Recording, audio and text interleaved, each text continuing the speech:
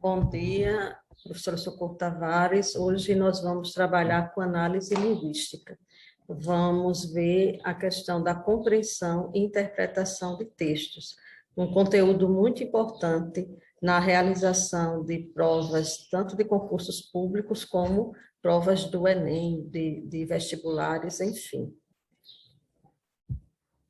Nós vamos trabalhar a leitura, análise, compreensão ou intelecção e interpretação de textos.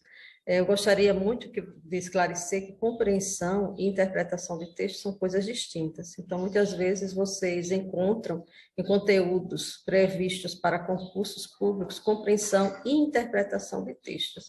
E às vezes acham que é a mesma coisa. Aí nessa aula de hoje nós vamos ver a diferença entre compreensão e interpretação de textos. A coesão e a coerência. A compreensão do texto ela tem muito a ver com a questão gramatical, com a coesão, a articulação gramatical.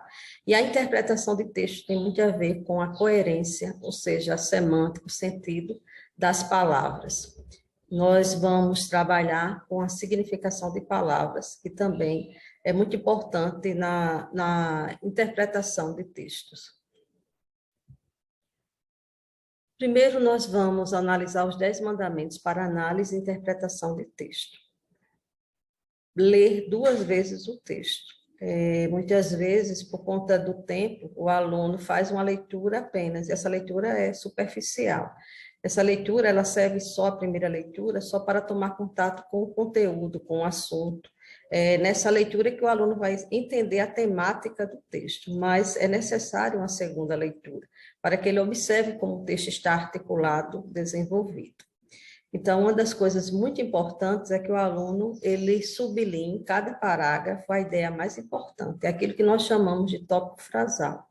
Em cada parágrafo vai ter uma frase ou uma oração que transmita uma ideia mais importante.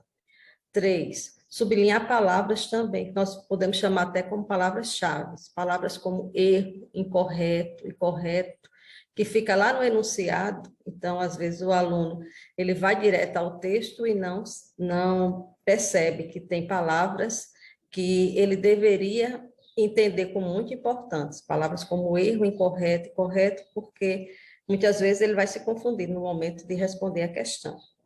4, escrever ao lado de cada parágrafo ou de cada estrofe, no caso dos textos poéticos, também a ideia mais importante contida neles. Se o enunciado mencionar tema ou ideia principal, atenção, deve-se examinar a introdução e ou a conclusão. Por quê? Porque é lá na introdução que nós apresentamos a ideia principal. E, geralmente, na conclusão, o aluno pode retomar, né, essa ideia principal. Se o enunciado mencionar argumentação, o aluno deve preocupar-se com o seu desenvolvimento, com o desenvolvimento do texto, e não lá na introdução, nem na conclusão. A argumentação ele vai vir no desenvolvimento. Tomar cuidado com os vocábulos relatores. São aqueles que remetem a outros vocábulos do texto. São os pronomes relativos, aqueles pronomes que são usados muitas vezes, que são usados para evitar repetição, e remete sempre a um antecedente. Os pronomes pessoais, usados para substituir nomes nas orações. Os pronomes demonstrativos, aqueles que indicam uma posição, né, de termos lá no enunciado. No enunciado ou no texto. Não tomar partido no texto, interpretar o que está escrito. Então, a interpretação é o aluno que faz, mas tem que ter cuidado para não extrapolar, interpretar o que está escrito, não tomando partido no texto. 9, reconhecer os elementos de coesão presentes no texto. É muito importante que o aluno observe advérbios, pronomes, as conjunções, né, os conectivos, porque eles vão dar a ideia de compreensão do texto. E observar quem escreveu o texto e a fonte de publicação para ver a veracidade do texto, né, o texto, e as características também de quem o escreveu, quem é o autor, a fonte de publicação. Em épocas de fake news é muito importante também observar essa fonte de publicação.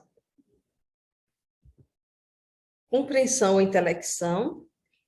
e interpretação de texto. A compreensão ou intelecção de texto consiste em analisar o que realmente está escrito. Você vai coletar dados dentro do texto. A compreensão, ela está sempre dentro do texto. O enunciado, normalmente, assim se apresenta. O enunciado já vai nos ajudar a saber se é interpretação ou se é compreensão. Quando se trata de compreensão, o enunciado geralmente é assim: as considerações do autor se voltam para, segundo o texto está correto. Então, todas essas informações você vai encontrar dentro do texto.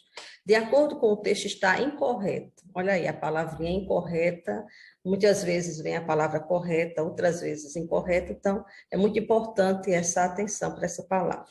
Tendo em vista o texto, é incorreto. O autor sugere ainda que é o autor que sugere, então está dentro do texto. De acordo com o texto, é certo, e o autor afirma que. Então, as afirmações que o autor faz, as sugestões que ele dá, tudo deve estar presente no texto.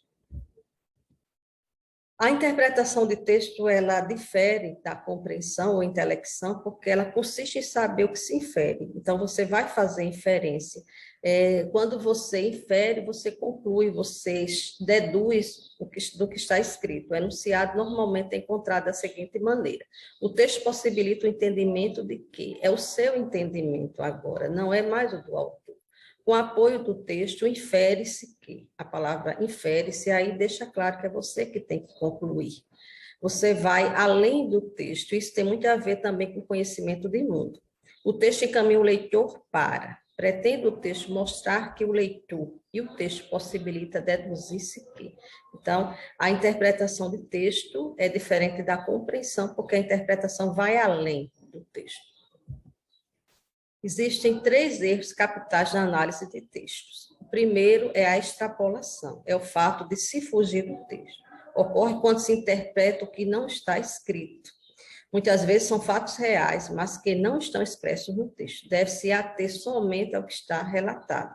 Essa questão da extrapolação é ter cuidado sempre, né? Ocorre quando se interpreta o que não está escrito. Aí, quando você faz isso, você foge do texto, foge do que se pretende no texto. Assim como a extrapolação, você também não pode cometer o erro da redução. A redução é o fato de se valorizar apenas uma parte do contexto, deixando de lado a sua totalidade. Sabendo que o texto é uma unidade de sentido, que é um todo, não pode se ater apenas uma parte dele. 3, e a contradição é outro elemento importantíssimo, né, para o aluno evitar, né, é um erro muito grave, é o fato de se entender justamente o contrário do que está escrito. É bom que se tome cuidado com algumas palavras, como pode, deve, não e o verbo ser, para evitar a contradição.